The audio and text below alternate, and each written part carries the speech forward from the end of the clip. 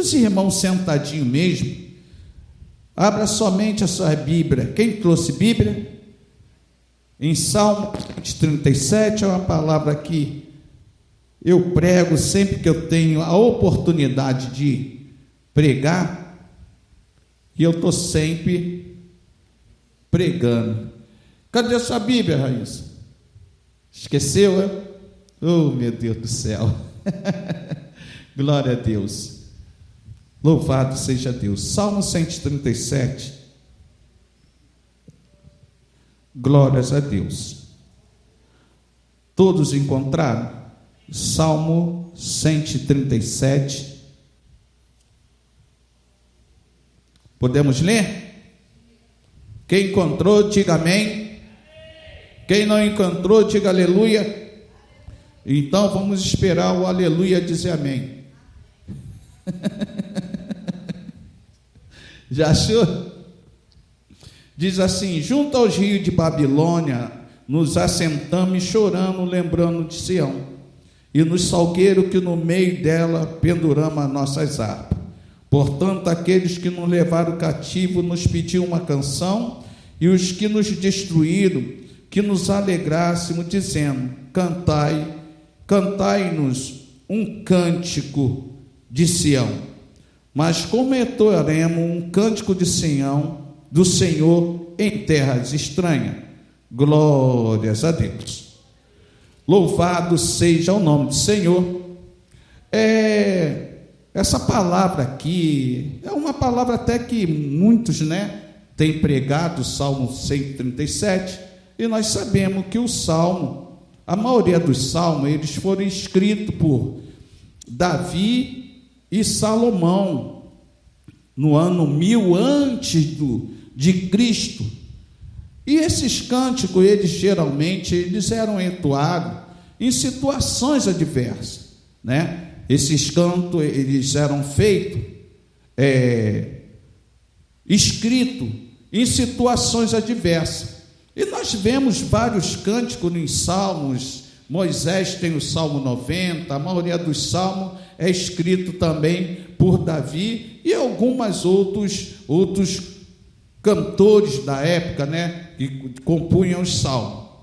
E esse Salmo 137, ele retrata muito bem a trajetória do povo de Israel, desde a saída do Egito, desde que com Deus ele tira o povo com as mãos estendidas, a mão forte do Egito, e na trajetória desse povo, da libertação até a terra prometida, o povo ele teve algumas quedas, o povo cometeu alguns deslizes, ao qual Deus enviava os seus profetas, Deus enviava os seus servos para alertar o povo do perigo que eles estavam correndo, porque Deus libertava, livrava dos inimigos, e o povo teimava em estar fazendo aquilo que não prestava e aquilo que Deus não se agradava. Porque eu aprendi assim, sempre falando do pastor Davi, que nós andamos mais errado do que certo. Essa é verdade. Que nós, às vezes, nós erramos mais do que acertamos, Se a gente for ver direitinho durante o dia, a gente for contar, botar na balança o que nós acertamos e o que nós erramos, o erro vai estar bem mais na nossa vida. Mas mesmo assim, o nosso Deus, ele tem a misericórdia, porque ele conhece, sabe que somos pó e necessitado da sua misericórdia. E com o povo não era diferente. O povo sempre errando, sempre pecando, mas Deus sempre mostrando a sua misericórdia, Deus mostrando a sua graça, e Deus sempre corrigindo, porque não existe graça, amor sem correção. Porque se Deus ele não corrigir o seu povo, aí a justiça de Deus se torna libertinagem, Ele falou para aquela mulher, a mulher adúltera, cadê os seus acusadores? Ninguém te condenou? Não, ninguém me condenou, e nem eu te condeno. Vai e não peque mais. Por quê? Estavam querendo pegar Jesus né? Porque ele pregava tanto o amor, o carinho, de repente traz a mulher no ato de adultério para ver se Jesus ia fazer com que a lei fosse feita, fosse exercida em cima daquela mulher. Mas Jesus, ele falou: olha, eu não te condeno, vai e não peque mais. Deus, ele mostra a sua graça naquele momento, mas também ele mostra a justiça. Vai, eu não te condeno, mas não vai pecar mais. Então nosso Deus, ele mostra a graça, mas mostra a justiça, porque se ele não mostrar a justiça, a graça de Deus se torna libertinagem. Por isso que Deus corrige, porque ele nos ama e ele é justo, e nós temos que pagar muitas das vezes pelos nossos erros. E aqui nesses versículos que nós lemos em Salmo 137, mostra muito bem a justiça de Deus. Por quê? O povo sempre avisado, os profetas madrugavam, falavam para o povo endireitar sua vereda, e o povo sempre cometendo as coisas que não agradavam a Deus. Mas chega uma hora que Deus, ele permite que o povo seja levado cativo para a Babilônia. Lá o povo é levado cativo. Lá eles começam a ver a diferença entre pagar o preço, mas servindo a Deus, de que está pagando o preço servindo o inimigo. Do jeito que Deus trata conosco, é um jeito da misericórdia e da graça dele. Mas o inimigo, ele não tem graça, ele é sem graça e cruel.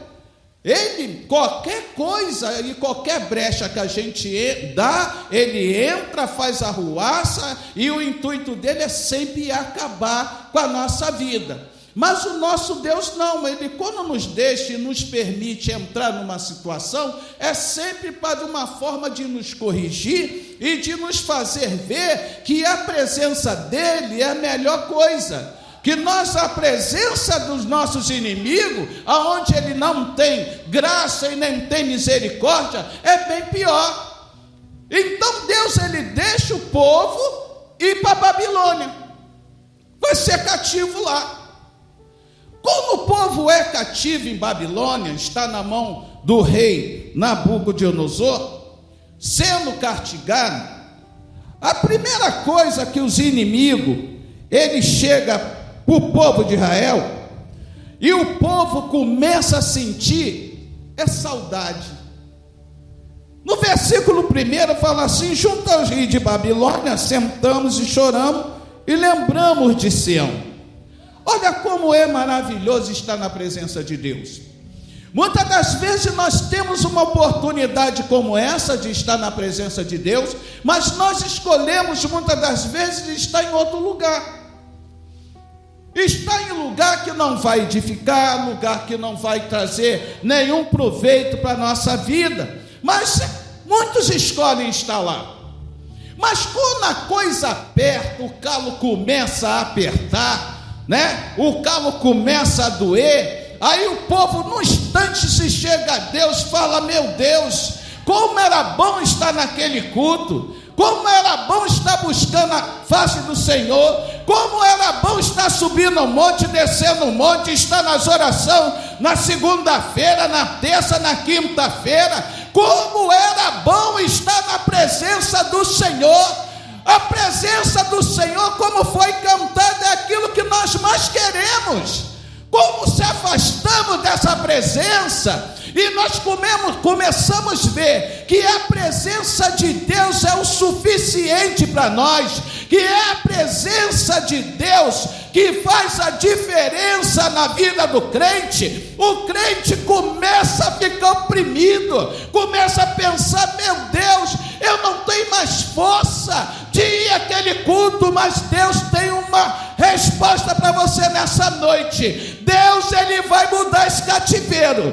Deus, ele vai mudar essa situação. Deus, ele vai te colocar no lugar e cântico novo na sua boca. Aleluia! Talvez você entrou por essas portas hoje e falou assim: eu estou desanimada. Eu estou tão desanimada. Eu estou desanimado. As lutas, as provações têm me desanimado, mas Deus fala: você veio para o lugar certo. É aqui que tu vai renovar suas forças. É aqui que Deus vai te dar vitória. E eles começaram a sentir o quê? Saudade.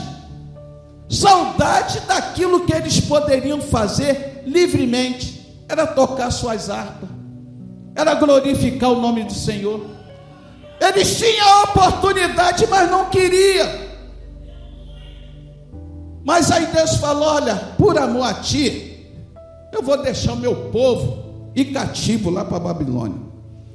E a primeira coisa eles falam assim, ó: assentamos e choramos, lembrando de Sião, e nos salgueiros que no meio dela penduramos nossas harpas, porquanto aqueles que nos levaram cativo nos pediam uma canção, e os que nos destruíram, que nos alegrássemos, dizendo: canta-nos um cântico do Sião. Olha só como é que a coisa é. Muitas das vezes nós estamos na presença de Deus, não temos vontade nenhuma de louvar. Ai, hoje eu estou, ai, meu Deus, não me chama não, que hoje eu não estou a fim de louvar, não estou a fim de cantar, eu não estou a fim de falar, eu não estou a fim de nada. Eu quero ficar no meu canto, quero. Me deixa quieto. Mas quando a situação ela começa a mudar, nós vamos começar a ver que essas oportunidades na vida do crente não pode passar. Olha o que o inimigo começou a fazer com eles. Olha só, vocês estão com saudade lá da terrinha de vocês? Mas agora você está na minha terra, na terra do inimigo. Agora na terra do inimigo, eu quero que você cante com um canto de Sião agora. Eu quero que você aqui, ó, na minha terra, você cante um cântico novo. Na minha terra, eu quero ver você cantar. Eu quero ver você falar desse Deus que Ele pode, que Ele faz. Aqui, ó, nessa situação que você está vivendo, eu quero ver agora. Fala que Jesus é bom, fala que Ele faz, fala que Ele tem poder de mudar esse negócio aí. Começa a louvar aí. Eu quero ver na terra aqui perto de mim. Eu quero ver você louvando. Cante um cântico novo. Canta um cântico para que nós nos alegrássemos. O inimigo, ele está sempre dando uma sugestão. E justamente quando nós estamos passando uma situação adversa, ele vai fazer com que você pense que não vale a pena a louvar e a bendizer o nome do Senhor. Ele vai te sugestionar e falar: olha, aí vale a pena. Esse tempo todo você passando por essa situação e essa situação não muda. Esse tempo todo você na prova e nada muda. Vale a pena você passando a prova na sua casa com seus filhos, você passando a prova lá no seu serviço? Não vale a pena. Canta agora. Eu quero ver se você canta mesmo. Quero ver se você é mulher de Deus, que você é homem de Deus. Começa a cantar aí. Eu quero ver você cantar. Ah, Jesus, aleluia. Ele começa a querer mostrar para você que não vale a pena. Não vale a pena você estar passando, pagando o preço em estar na presença do Senhor. Mas ele fala: como entoaremos o cântico do Senhor em terras estranhas? Como nós vamos cantar nessa situação? Aqui eu não estou junto com o povo, estou vivendo numa terra aonde os costumes são diferentes, aonde a língua é diferente, a comida é diferente. Eu estou num lugar de estranho, um lugar que eu não conheço. Não é o meu povo, não é a minha gente, não é a minha cultura.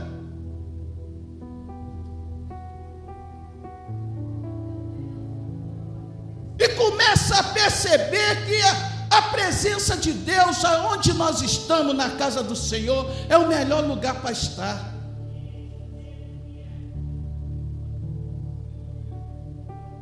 É o melhor lugar que o crente tem que estar, é na casa de Deus, onde todos falam a mesma língua, aonde todos adoram o mesmo Deus, aonde todos amam o mesmo Deus. Deus, Ele quer fazer com que nós venhamos a nos conscientizar que a presença dEle é tudo na nossa vida. Deus muitas das vezes deixa a gente entrar no estreito, deixa a gente entrar em situações para a gente ver como vale a pena pagar preço, mas na presença do Senhor, está junto dEle, porque a misericórdia dEle se renova a cada dia na nossa vida, e Deus, Ele não vai deixar você perecer, Ele vai te levantar com mãos fortes, Ele vai te trazer para o lugar da vitória, vai liberar a bênção e vai envergonhar o seu adversário. O inimigo logo vê eles ali. Agora eu quero ver, canta aí, rapaz. Já passou por essa situação? Você está no maior processo, e o inimigo, ele quer fazer com que você olhe assim, você, não estou nem a fim de louvar não. Irmão, ora por mim, irmão, se você soubesse como é que a minha vida está. Irmão, ora por mim, dá uma palavra aí para mim, irmão. Eu que estou precisando de palavra. Eu que estou precisando que você imponha a sua mão sobre a minha cabeça. Eu estou passando uma situação tão ruim. O diabo fala assim: vai, ora agora lá por ela, lá, ora por ele. Profetiza aí nesse vale. Irmão, o Espírito Santo de Deus, levante as suas mãos, aleluia. Ele te toca, Ele trabalha em você nessa noite, te fortalecendo, te trazendo vida, força, vigor espiritual. O Espírito Santo de Deus se move em ti, te fortalecendo e te levantando, te dando ânimo e coragem para prosseguir. Nessa situação que você está, nessa terra estranha, talvez seja o seu filho, a sua casa, a sua vida financeira, a tua saúde. Nessa situação você não vai permanecer, porque Deus vai mudar o seu cativeiro hoje. Mudança de cativeiro, Deus está mudando o cativeiro de pessoas aqui.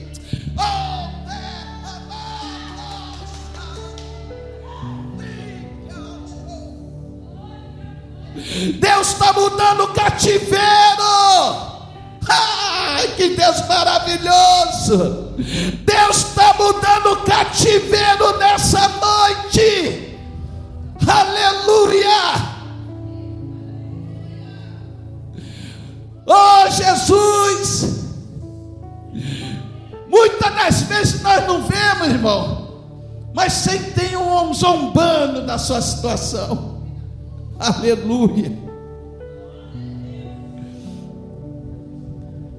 Deus está mudando o cativeiro.